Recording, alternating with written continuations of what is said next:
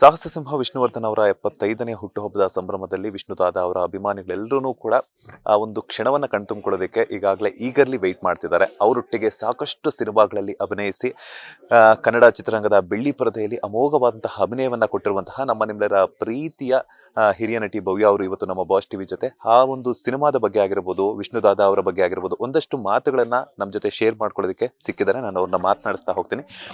ಭವ್ಯಮ್ಮ, ಮೊದಲನೇದಾಗಿ ನಮಸ್ತೆ, ಹೇಗಿದ್ದೀರಾ? ನಮಸ್ತೆ, ಚೆನ್ನಾಗಿದ್ದೀನಿ. ತುಂಬಾ ದಿನಗಳ ನಂತರ ಸಿಕ್ಕಿರುವಂಥದ್ದು ಖುಷಿ ವಿಚಾರ. ಯಾಕಂತಂದ್ರೆ ನೀವು ಕಾಣಿಸ್ಕೊಳ್ಳೋದೇ ಅಪರೂಪ ಆಗ್ಬಿಟ್ಟಿದೆ ಇತ್ತೀಚೆಗೆ. ಸೊ ಸಿನಿಮಾಗಳಲ್ಲೆಲ್ಲ ನೋಡ್ತಿದ್ವಿ, ಆಗಾಗ ಯಾವುದೋ ಒಂದು ಫಂಕ್ಷನ್ಗಳಲ್ಲಿ, ಈಗ ಯಾವುದೋ ಒಂದು ಫಂಕ್ಷನ್ ಅಲ್ಲಿ ನೀವು ಸಿಕ್ಕಿರುವಂಥದ್ದು. ಸೊ ಹೇಗೆ ನಡೀತಿದೆ ಜೀವನ ಎಲ್ಲ ಅಂತ? It's fine, I am quite busy. ಮಾಡ್ತಿದ್ದೀನಿ, ಬಹಳಷ್ಟು ಚಿತ್ರಗಳಲ್ಲಿ ಮಾಡ್ತಾ ಇದ್ದೀನಿ. Quite busy. ವಿಷ್ಣುದಾದ ಅವರ 75ನೇ ಹುಟ್ಟುಹಬ್ಬ ಇದೇ ಸೆಪ್ಟೆಂಬರ್ 18ಕ್ಕೆ ಬರ್ತಾ ಇದೆ. ಸೊ ನೀವು ಅವರೊಟ್ಟಿಗೆ ಬೆಸ್ಟ್ ಪೇರ್, ಎಷ್ಟೋ ಜನ ಕನ್ನಡಿಗರಿಗಾಗಿರ್ಬೋದು, ಕನ್ನಡ ಸಿನಿ ಪ್ರೇಕ್ಷಕರಿಗಾಗಿರ್ಬೋದು, ನಿಮ್ಮ ಪೇರ್ ನೋಡಿದ್ರೆ ಸಿಕ್ಕಾಪಟ್ಟೆ ಇಷ್ಟ ಆಗ್ತಿತ್ತು. ಅವರೊಟ್ಟಿಗೆ ಕಳೆದಂತಹ ಒಂದಷ್ಟು ನೆನಪುಗಳನ್ನ ಮೆಲುಕು ಹಾಕೋದಾದ್ರೆ? ಈಗ 18ನೇ ತಾರೀಕು ಅವರ 75ನೇ ಹುಟ್ಟುಹಬ್ಬ ಕೂಡ. ಈ ಒಂದು ಸಂದರ್ಭದಲ್ಲಿ I wish that Karnataka Ratna ಒಂದು ಅವಾರ್ಡ್ ಅವರಿಗೆ ಬರಲೇಬೇಕು. ಅವರಿಗೆ ಸಲ್ಲಬೇಕಾದಂಥ ಒಂದು ಅವಾರ್ಡ್ ಕೂಡ ಅವರಿಗೆ. Really we missed Vishnu sir. But ಅವರು ಎಲ್ಲರ ಮನಸ್ಸಲ್ಲೂ ಇನ್ನೂ ಹಚ್ಚ ಹಸಿರಾಗಿಯೇ ಉಳಿದಿದ್ದಾರೆ. ಅವರೆಲ್ಲ ಫ್ಯಾನ್ಸು ಎಷ್ಟು ಅವರ ಬಗ್ಗೆ ಎಷ್ಟು ಪ್ರೀತಿ ಇಟ್ಕೊಂಡಿದ್ದಾರೆ ಅಂದರೆ, ಈಗ ಆಗ್ತಿರೋ ವಿವಾದಗಳ ಬಗ್ಗೆ ಎಷ್ಟು ಅವರು ಇದು ಮಾಡ್ತಿದ್ದಾರೆ ಅಂದರೆ, ಅಂದರೆ ಅವರು ಹೇಗಿದ್ದಾರೆ ಅನ್ನೋದನ್ನ ಈಗ ಪ್ರತಿಬಿಂಬಿಸುತ್ತೆ. ಹಾಗಾಗಿ ಅವ್ರಿಗೆ ಒಂದು ಒಳ್ಳೆಯ ನ್ಯಾಯ ಸಿಕ್ಕಿದೆ.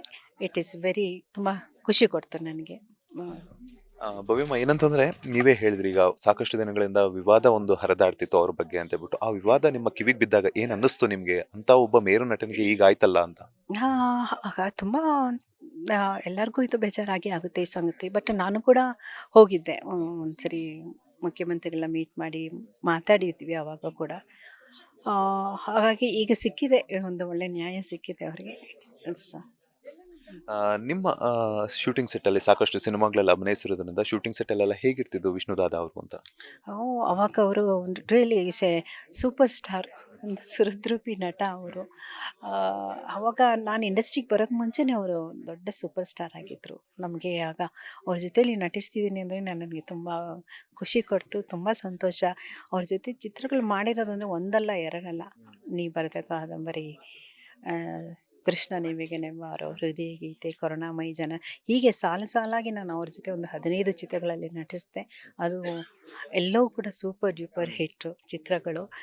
ಎಲ್ಲ ಫ್ಯಾನ್ಸ್ ಫಾಲೋವರ್ಸು ನಿಜವಾಗ್ಲೂ ವಿಷ್ಣು ಸಾರ್ ಅಂದರೆ ಭವ್ಯ, ಆ ಥರ ಒಂದು ನಮ್ಮಿಬ್ಬರ ಜೋಡಿ ತುಂಬ ಯಶಸ್ಸಾಗಿ ಸಕ್ಸಸ್ ಆಗಿತ್ತು.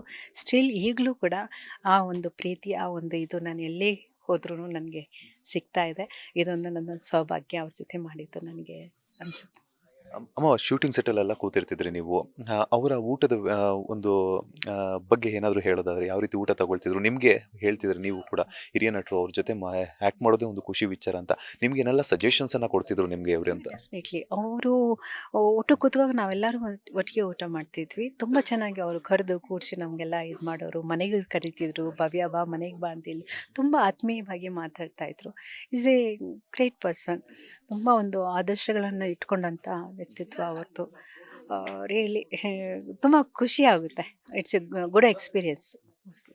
ಸಾಲು ಸಾಲು ಸಿನಿಮಾಗಳೆಲ್ಲ ಅವರೊಟ್ಟಿಗೆ ಸ್ಕ್ರೀನ್ ಶೇರ್ ಮಾಡ್ತೀರಾ. ವಿಷ್ಣುದಾದ ಅವರಲ್ಲಿ ಭವ್ಯ ಅವರು ಕಲ್ತಿದ್ದೇನು ಅಂತ?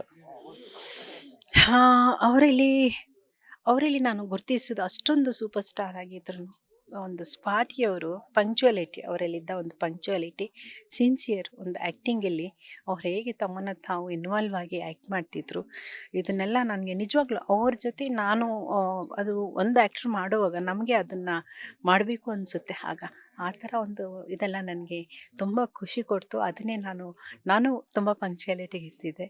ಈ ಥರ ಒಂದು ಕೆಲವು ಸಿಸ್ಟಮ್ಸ್ ಇಟ್ಕೊಂಡಿದ್ರು ಅವರು.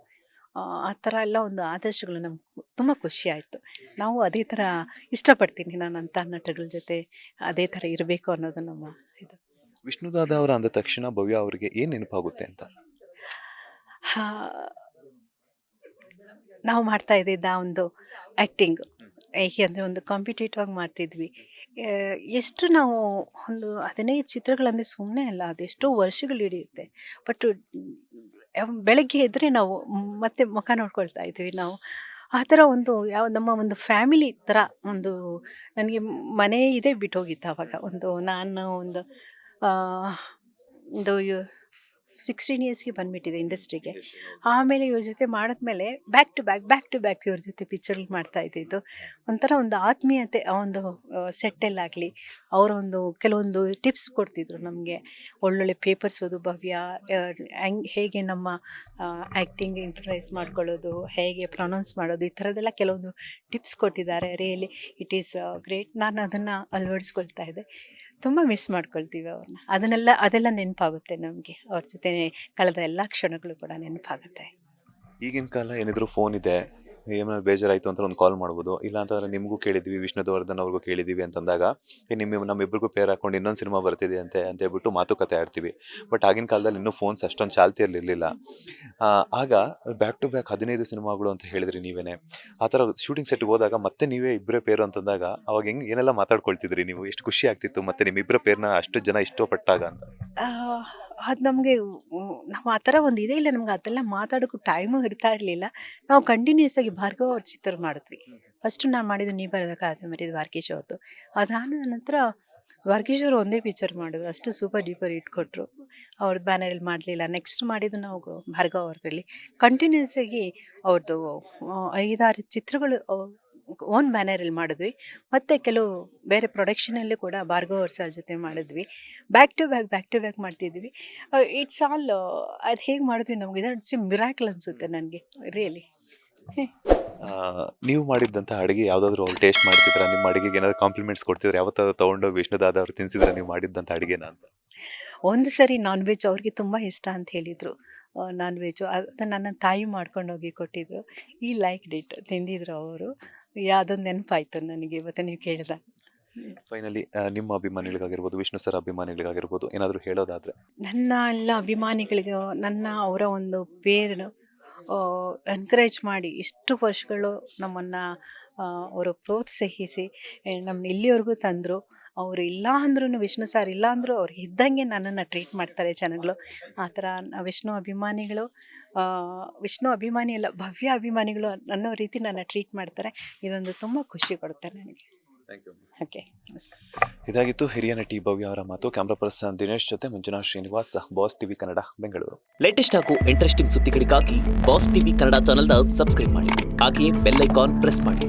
ಇದರ ಜೊತೆಗೆ ಫೇಸ್ಬುಕ್, ಇನ್ಸ್ಟಾಗ್ರಾಮ್, ಎಕ್ಸ್ನಲ್ಲೂ ಮಿಸ್ ಮಾಡದೆ ಫಾಲೋ ಮಾಡಿ.